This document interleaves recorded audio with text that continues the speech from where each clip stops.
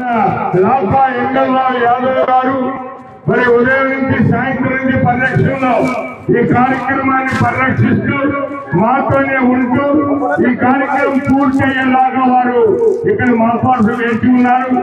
వారు స్వామీజీ గారిని కలిసి వెళ్తారని ఉన్నారు. వారికి మనస్ఫూర్తిగా ఈ సంస్థ తరఫున ధన్యవాదాలు తెలియజేస్తున్నాం. అయ్యగారు వారు చిన్ననాటి నుంచి కూడా అనేక సంవత్సరాల నుంచి మరి వారు రాకాయంగా గారు స్వామీజీ గారు బాగా పరిచయం ఉన్న వ్యక్తులు. అందుకని వారు వచ్చేలాగా ఉంటారు అని ఉండి ఉన్నారు. అయిపోయింది మీరు మాట్లాడేసి దయచేసి అందరూ కూడా వేదిక దిగాలని స్వామివారి ప్రసంగిస్తారు. దయచేసి అందరూ కూడా వేదిక దిగాలి. నెక్స్ట్ తర్వాత రుద్రాక్షలు ఇప్పుడు కాలేదు, తర్వాత లాస్ట్ లో అయిపోయిన తర్వాత రుద్రాక్షలు వాడుతున్నారు.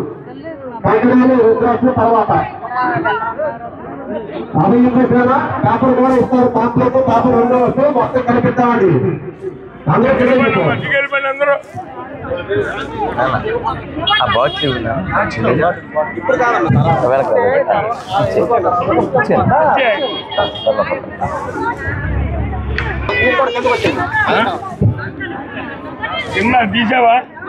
హర హర మహాదేవ హర హర మహాదేవ హర హర మహాదేవ. ఓం నమః శివాయ ఓం నమః శివాయ ఓం నమః శివాయ. అందరూ రెండు చేతులు పైకెత్తి చెప్పండి.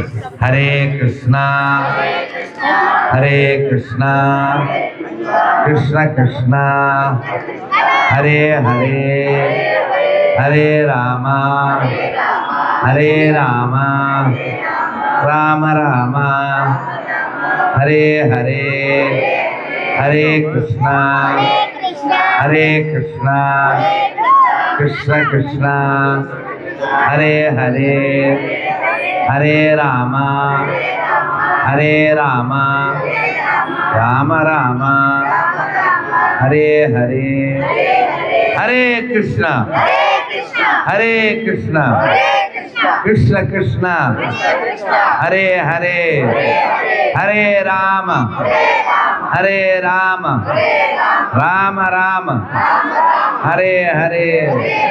ఓం నమః శివాయ ఓం నమః శివాయ. జై శ్రీరామ్. నేను కూర్చోగలిగే వాళ్ళు కూర్చోవడం కుదిరితే కూర్చోండి, లేదు నిలబడినా పర్వాలేదు. కాస్త సావధానంగా అల్లరి చేయకుండా వినండి. అందరూ దీపాలు వెలిగించేశారా? రెడ్డి ఆ దీపాలంతా తీసావు నాన్న, చాలా బాగా చేశారు. మన దాము కొడుకు ఏం పేరు వాడి పేరు? కార్తీక మాసంలో కార్తీకు ఈ దీపోత్సవం శివలింగాన్ని చాలా అందంగా చాలా చక్కగా డిజైన్ చేశాడు. తీసావు నాన్న రెడ్డి, ఒకసారి తిప్పు. నేను మాట్లాడేటప్పుడు చాలా బాగుంది. ఈ తల్లులు కూడా ఎవరు చీరలు అంటించుకోకుండా దీపాలు అంటించారు. అందుకని ఈ తల్లులు చప్పట్లు కొడుతుందమ్మా.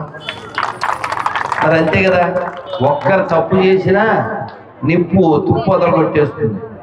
ఇందాక వారెవరు మాట్లాడారు? పెద్ద ఆయన చిట్టిబాబు గారు, గట్టిబాబు. ఆయన తల్లులారా చీరలు జాగ్రత్త అని చాలా జాగ్రత్తలు చెప్పారు.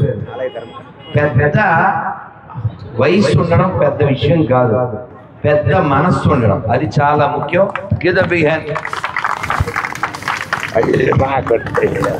అది కాబట్టి అలాంటి గట్టి హృదయం ఉన్నప్పుడు మనం చేసే పనులు శాశ్వతంగా నిలిచిపోతాయి.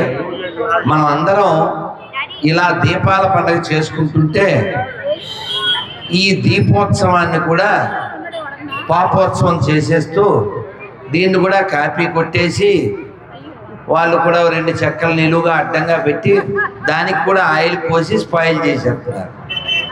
Saying pappy, doing copy, creating BP in AP because they are VP, also they are a pappy. ఏమన్నా అర్థమైందా? ఇంగ్లీషే చెప్పాను, మరి ఏం చేయను. సో కాబట్టి మనం హ్యాపీ కోరుకోవాలి. హ్యాపీ కావాలంటే పాపిలా ఉండకూడదు. అర్థమైందా?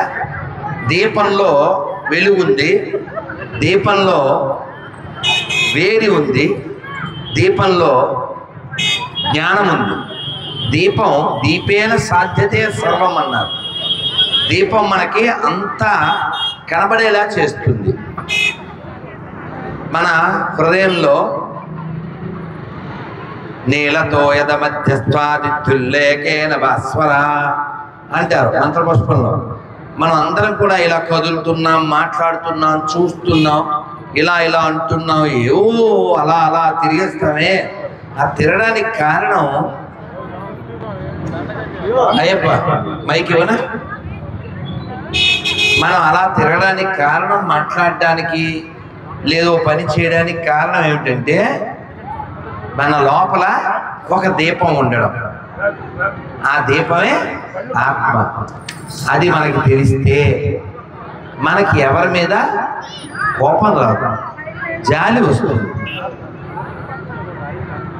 యోగి వేమన వారు చెప్తారు, అందరి లోపల, నన్ను వెనకాల మాట్లాడకండి, దిగిపోండి, అందరి లోపల ఆరక వెలిగే ఆత్మ ఒక్కటే తెలియండి, పరమాత్మ ఒక్కటే తెలియండి అని చెప్తారు.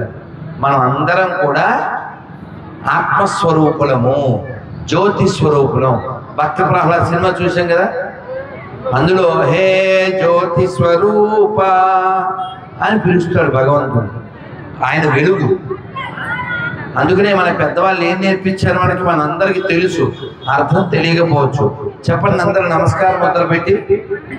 అసతోమా సద్గమయ తమసోమా జ్యోతిర్గమయ మృత్యోర్మా అమృతంగమయ. ఓం శాంతి శాంతి శాంతి.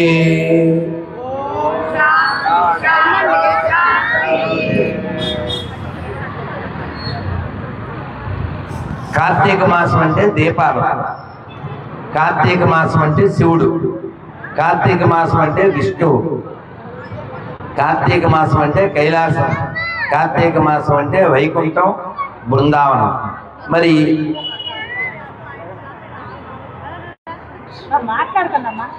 నాన్న పిల్లలు ఇలా వచ్చేయండి, నాన్న ఎదరు కూర్చోండి, ఎదరు కూర్చోండి, కూర్చోండి, ఇక్కడ ఎదరు కూర్చోండి. ఈ కార్తీక మాసంలో అయ్యప్పలు మాలను వేయడం,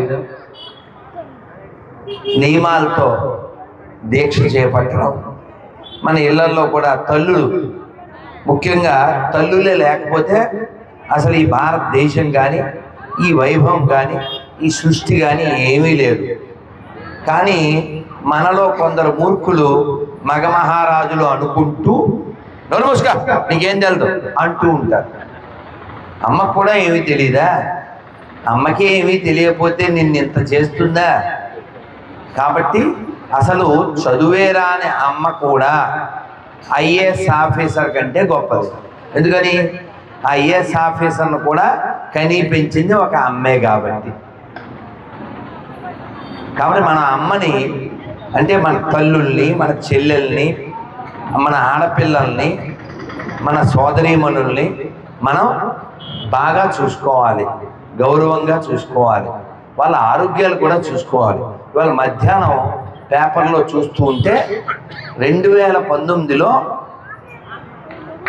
ఈ రకరకాల క్యాన్సర్లు వస్తుంటాయి శరీర భాగాల్లో. దాదాపు కొన్ని లక్షల మంది ఆ క్యాన్సర్తో తల్లులు చనిపోతున్నారు అని అందులో ఒక నివేదిక.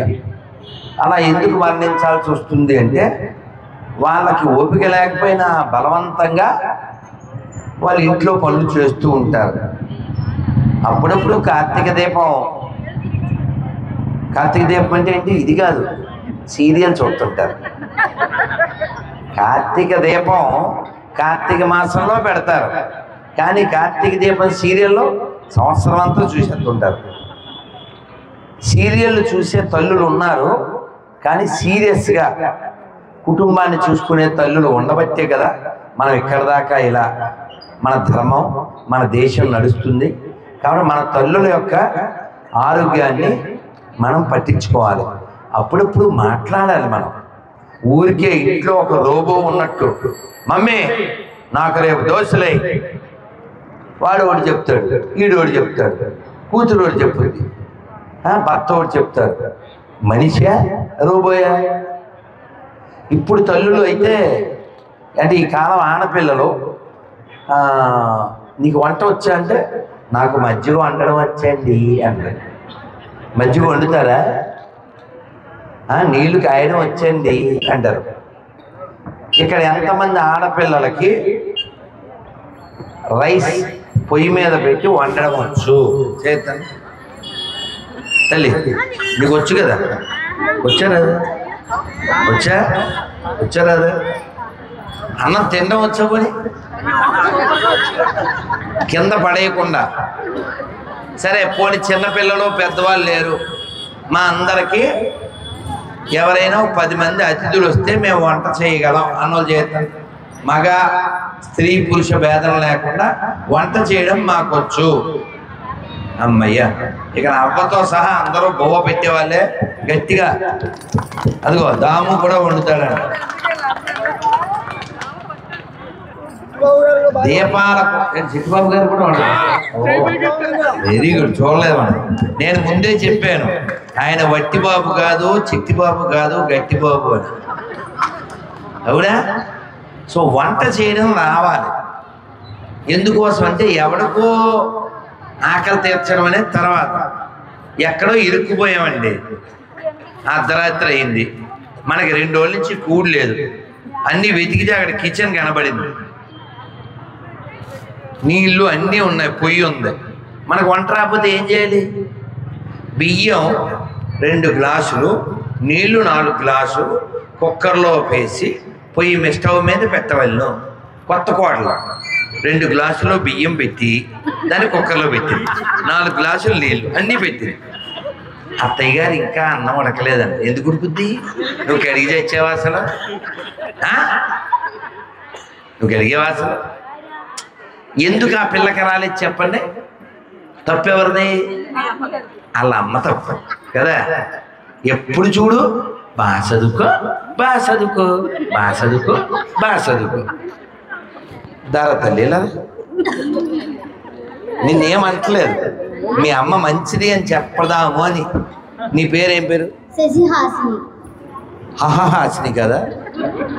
శశి హాసిని. సరే, వీళ్ళ అమ్మ మంచిది అని ఎలా చెప్తాం? గాజులు వేసుకో. అదే వీళ్ళ అమ్మ సరిగా లేకపోతే ఇది బోడి చేతితో వస్తుంది. అవునా? అవునా? అలా వస్తే అప్పుడు నేనేం అడుగుతాను? నువ్వు ఆడపిల్లవా బోడి పిల్లవా? ఇది ఆడపిల్ల. కొత్త పట్ల మా బంగారు తల్లి కదా. ఇప్పుడు ఒకవేళ ఆడపిల్లలు గాజులు వేసుకోపోయినా అది మళ్ళీ వాళ్ళ తప్పు కాదు. ఎందుకని? మరి అంతేగా. అవునా? ఇప్పుడు ఆ పిల్ల చెడ్డపిల్ల కాదే. ఆ చెడ్డపిల్ల అయితే ఇక్కడికి వస్తుందా? దీపాలు వెలిగిస్తుందా? మంచి పిల్లే. మన ఆడపిల్లలు ఎవ్వరూ చెడ్డపిల్లలు కాదండి, అందరూ బంగారు తల్లులే. కానీ చెడిపోవడానికి కారణం ఏంటి? చెప్పకపోవడం. వజ్రాలు ఇవన్నీ బంగారు తల్లులే. వీళ్ళకి చెప్పాలి, నాన్న 3 మర్చిపోకూడదురా అని చెప్పాలి. ఓసారి అందరూ చెప్పండి, అమ్మలు కట్టు. అందరూ చెప్పాలి, కట్టు, బొట్టు, జుట్టు. అప్పుడే హిట్, లేకపోతే పట్టు. ఇది అర్థమైందా? ఏరా అర్థమైందా నాన్న? అందుకని మీరంతా బంగారు తల్లుడు కదా, చక్కగా ఈ పిల్ల మా పిల్లండి, మా బంగారు తల్లండి, మా మేనకోడలండి అని చెప్పుకునేలా ఉండాలి. ఎవరండి ఆకాశ పిల్ల అనుకునేలా ఉండకూడదు. అలాగే గాజులు వేసుకున్న చేతులతోనే గట్టిగా ఒక్క దమ్కి ఇస్తే వాడు కృష్ణా కెనాల్లో కలిసిపోవాలి. ఇలా అనకూడదు. బలం ఉండాలో వద్దా? ఇప్పుడు శివుడి చేతిలో ఏమున్నాయి ఆశని చెప్పు? ఏముందన్నా? శూలం ఉందా? ఏ శూలం? త్రిశూలం. అమ్మవారి చేతిలో అంటే ఆయుధం ఉందా లేదా అమ్మవారి దగ్గర, స్వామివారి దగ్గర? అంటే మనం ఏం నేర్చుకోవాలి? బలం ఉండాలి. అమ్మవారి దగ్గర ఆయుధం ఉంటుంది, స్వామివారి దగ్గర ఆయుధం ఉంటుంది, విష్ణుమూర్తి దగ్గర చక్రం ఉంటుంది, గణపతి దగ్గర ఆయుధం ఉంటుంది, కుమారస్వామి దగ్గర శూలం బల్లె ఉంటుంది. ఇలా ప్రతి దేవీ దేవతలందరి చేతుల్లోనూ ఆయుధాలు ఉంటాయి. ఆయుధం దేన్ని చూపిస్తుంది? పోరాటం చేయాలి అని చెప్తుంది. పోరాటం చేయకపోతే రక్షించుకోగలుగుతామా? మన ఎవరో కొట్టడానికి వచ్చారనుకోండి, ఇలా అంటాం. ఎందుకని? మన చేతిని అడ్డం పెడతాం. అడ్డం పెట్టి మనం కాపాడుకునే ప్రయత్నం చేస్తాం. ఈ వెలుగు ఎందుకంటే చీకట్లో నుంచి మనం కాపాడుకోవడానికి. మన దేశంలో దీపాలు వెలిగించే సంస్కృతి కొన్ని వేల సంవత్సరాల నుంచి ఉంది. కానీ గత 1000, 1500, 2000 సంవత్సరాలుగా 1000 ఏళ్ళు రమారమి మన దేశంలో దీపాలు ఆర్పడానికి చాలామంది పాపిస్ట్ బ్యాచ్ చాలా కష్టపడుతున్నారు. వాళ్ళు మనకి పుట్టిన బ్యాచే. ఆవిడ పేరు వెంకటలక్ష్మి, రామలక్ష్మి, విజయలక్ష్మి ఉంటుంది. అదేమో పిచ్చెక్కి నేను ఈ సంవత్సరం దీపాలు వెలిగించడానికి వచ్చి ఉంటుంది. ఈ సంవత్సరం గడిచే లోపల ఆవిడికి ఎక్కడో కష్టం వచ్చి ఉంటుంది. ఆ ఇంటికి ఎవరో ఒక తోడేలు వస్తుంది. వచ్చి నువ్వు ఇలాగ బొట్టు పెట్టుకోకూడదు, ఇలా దీపాలు వెలిగించకూడదు, నువ్వు అలా తీర్థం, అమృతం, స్వామివారి పాలు, ఆ పంచామృతం అలాంటివి తాగకూడదు, ఓన్లీ పిశాచిలా రక్తం తాగాలని చెప్పు. రక్తం తాగే బ్యాచ్ తెలుసు కదండి. ఇక తీర్థం తాగదు. నువ్వు అరటిపండు ఇస్తే ప్రసాదం తినను అంటది. బొట్టు తీసేసి ఏం చేస్తుంది? ఎత్తినా అదే నెత్తిన కొట్టేసేసి ఎర్రగడ్డ బ్యాచ్ అయిపోయి గొర్రెలు మేము తయారైపోతుంది. ఏమన్నా రోగం వస్తే గడ్డ పగిలిపోను అంటుంటారు ఎర్రగడ్డ బ్యాచ్. నిజం చెప్పండి, కొంచెం ఆలోచించండి. ఒక్కసారి బుర్ర పెట్టి ఎవరైనా వెనక్కి పెట్టి ఎవరైనా దేవుడికి దండం పెట్టుకుంటే రోగాలు తగ్గిపోతాయా?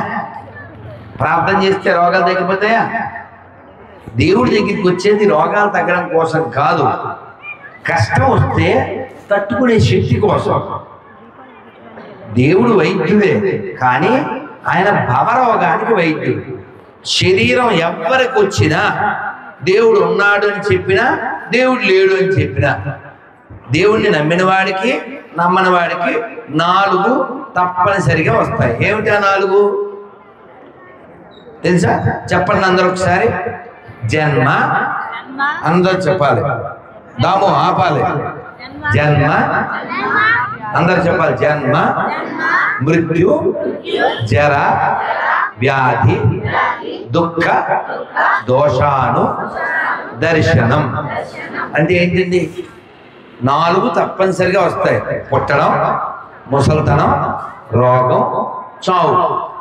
ఇప్పుడు ఇక్కడ వచ్చిన వాళ్ళల్లో 60 దాటినోళ్ళు కొందరు ఉంటారు.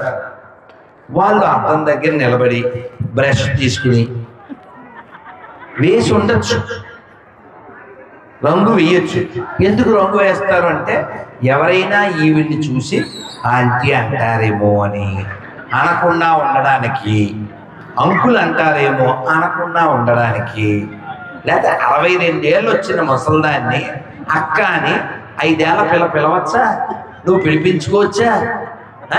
నువ్వు అక్కవా, చెక్కవా, తెక్కవా కదా? నువ్వు ఎందుకు దాచుకోవాలి? చావు రేపు పొద్దుొస్తుంది, దాక్కుంటావా? ఆగిపోతుందా? వేషాలు కదా అవి, వేషాలు కదా. నీకు 2 3 పిల్లలు ఉంటారు, 58 62 వస్తాయి. రంగులు వేసుకుని హంగులు చేసేస్తే నువ్వు మా అమ్మ కాకుండా అయిపోతావా? బీ యాజ్ యూ, నువ్వు ఎలా ఉన్నావో అలా ఉండు. ఎవరిని మోసం చేస్తావు? నిన్ను మోసం చేసుకోవాలి, లోకాన్ని మోసం చేయాలి. దానికే అన్నమయ్య గడ్డి పెట్టాడు 600 ఏళ్ల క్రితం. ఏమని గడ్డి పెట్టాడు? నటనల బ్రహ్మయ్యకు నా మనస నటించు హరియే కలవాడు, నటనల బ్రహ్మయ్యకు నా మనస ఘటించు హరియే కలవాడు, నటనల బ్రహ్మయ్యకు నా మనస. డోంట్ బీ టూ స్మార్ట్ అంటున్నారు. కాబట్టి మనం వేషాలు వేయకూడదండి. ఎన్ని వేషాలు వేసినా చివరికి కదలకుండా మనం ఒక వాహనం ఎక్కి చివరి గమ్యానికి వెళ్ళిపోవాలి. చివరి గమ్యస్థానం ఏది? మహాప్రస్థానం. అంటే మహాభారతంలో చెప్పారు స్వర్గారోహణం అంటారు. అక్కడికి వెళ్ళాలి. మనం స్వర్గానికి వెళ్తామా నరకానికి వెళ్తామా? ఎవరి చేతుల్లో ఉంది? ఈ తల్లులు అందరూ చమటలు కొట్టుకుంటే అక్కడే చెప్పారు, మన చేతుల్లోనే ఉంది.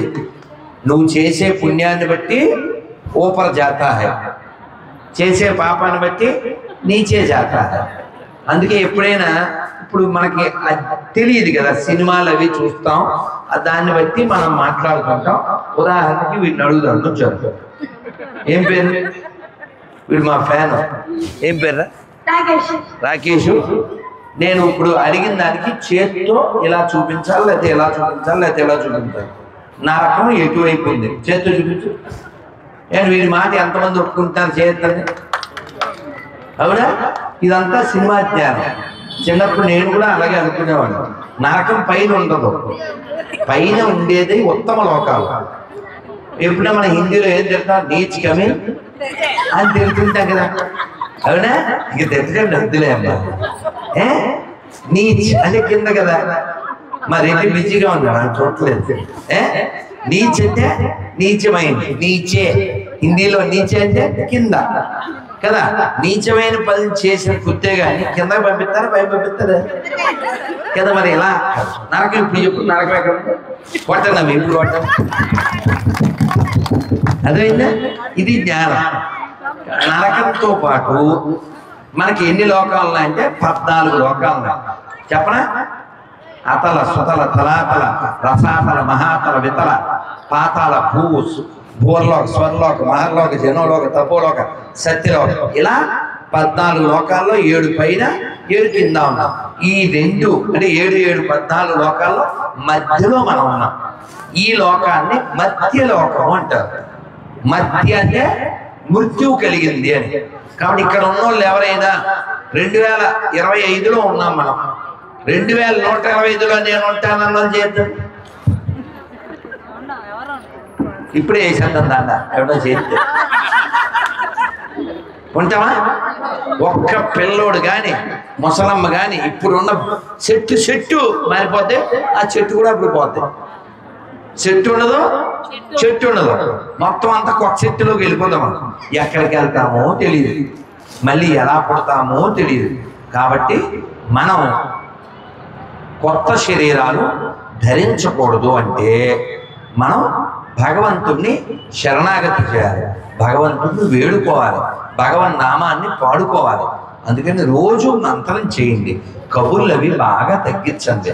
మామూలుగా మనం ఏం చేస్తుంటామంటే కుర్రోళ్ళు అనుకోండి, ఇంకోటి కనపడగానే ఐబ్రో అని ఐబ్రో సెగసేస్తారు. ఎలా అంతే కదా? అవునా? అదే అమ్మలక్కలు అనుకో, వదిన ఏం చేస్తున్నావు అని మాట్లాడతారు. అవునా? మీరు చూడండి, పొద్దున్న 11ంటికి ఎప్పుడో 11:30కో వంట మొదలు పెట్టాలి. మొదలు పెట్టగానే ఏం చేస్తారు? ఇలా పెట్టుకుని ఏం చేస్తున్నావు వదిన? చూసారా? రోజు డైలీ రెడ్డి ఇక్కడ చూడట్లేదు, రెడ్డి మిస్ అయిపోతున్నారా? ఇక్కడికి వచ్చి రెడ్డి అసలు main people, main characters, main mothers. అసలు ఈ కార్యక్రమానికి బలము, ఈ దళము ఇది లేకపోతే మనకు లేదు ఫలము కదా. అమ్మ నేను చెప్పిన నిజమే కదా, అవునే కదా. ఇగో ఇలా సెల్ ఫోన్ పెట్టుకుని ఇలా ఇలా మొదలెడతారు. ఇలా వద్దా ఏం చెప్తా, ఏం లే పుచ్చిపోయిన వంకాయలు ఉన్నాయి, మీ బావగారికి పులుసు కాస్తున్నానంటారు. అవునా? ఇలా మొదలు ఏమా అది అడ్వాన్స్ కొట్టండి, ఎత్తి కొట్టండి చెప్పట్లమ్మా. అది వంట ఈవిడ ఏం చేస్తుంది, అది కూడా ఏకవస్త్రంతో. తెలుసా మీకు? అది చెప్పకూడదు అలా నిజం చెప్పేది ఎలా తల్లి. మేము ఏదో సంస్కృతంలో మిమ్మల్ని కాపాడదామంటే మీరు అందరినీ చెప్పేద్దామా. రాత్రి 9 దాటితే కొందరు 90 బ్యాచ్, పొద్దున్న 9 దాటినా సరే వాళ్ళు ఇంక నేను చెప్పను. అంటే ఇదంతా ఎందుకు చెప్తున్నానంటే, మన తల్లులు అందరూ బంగారు తల్లులు, కానీ కొందరు బద్ధకం వల్ల స్నానం చేయకుండా వంట చేస్తున్నారు. అలా చేయకూడదు. అది కార్తీక మాసమైనా ఆషాఢ మాసమైనా ఏ మాసమైనా సరే ఖచ్చితంగా మనం వంటింట్లోకి వెళ్ళామంటే స్నానం చేసి వెళ్ళాలి. మీరు చీరలు బీరువా నిండా బోల్డ్ ఉన్నా ఆ ఏకవస్త్రం మీకు ఎలాగ బోల్డ్ ఉంటాయి కాబట్టి గొడవలేదు, స్నానం చేసేవి. కొంతమంది తిట్టకూడదు అనకూడదు, రాత్రి ధరించిన వస్త్రాలు పడుకుని ఇంకా దాంతో వంట చేస్తే ఈ కాన్షియస్నెస్ అంటామే ఇంగ్లీష్లో, చైతన్యం ఎలా ఉంటుంది చెప్పండి, మీరే చెప్పండి. ఇప్పుడు మన మనస్సులు ఎలా ఉన్నాయి? ప్రశాంతంగా లేవా? ఆనందంగా లేవా?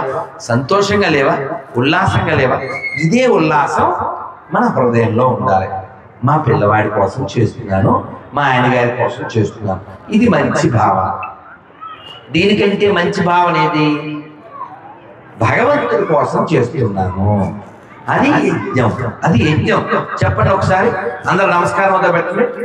యజ్ఞరోషి యదస్నాసి యజ్జుహోసి దదాసి యత్తపస్ససి కౌంతేయ తత్కురుష్వ మదర్పణం.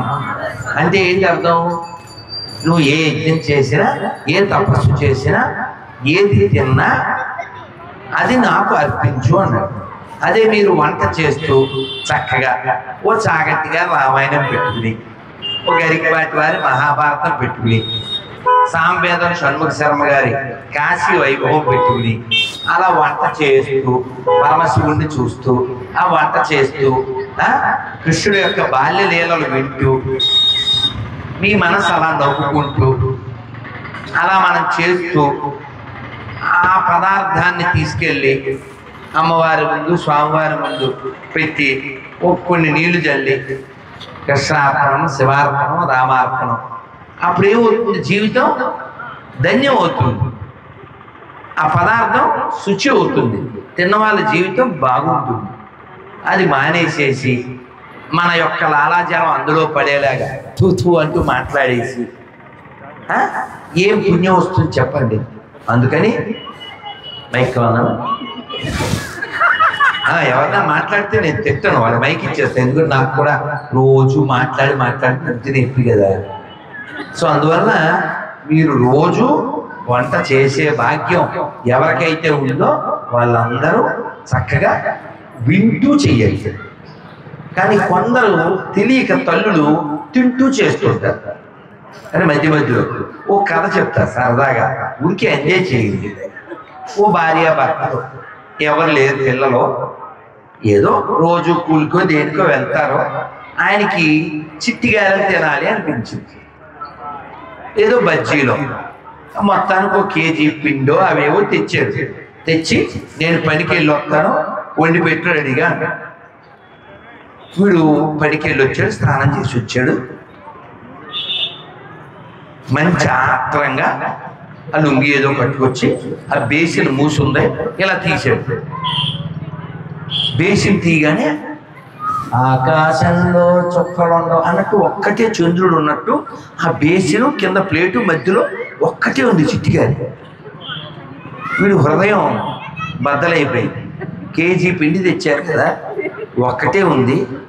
బజ్జీలేయి బుజ్జి వేర్ ఈజ్ బజ్జీస్ అని అడిగాడు.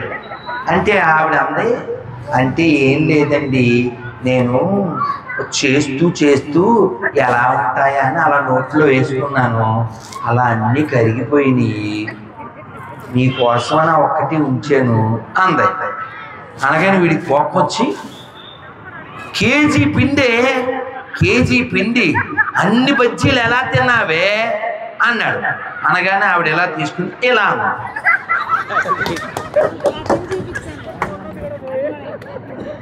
ఏమన్నా అర్థమైందా? సర్వనాశనం, బుర్ర తక్కువ ఎదవా, టేస్ట్ కూడా చూడలేదు, వేస్ట్ పోయినాయా కేజీ. నేను ఇది ఎందుకు చెప్పానంటే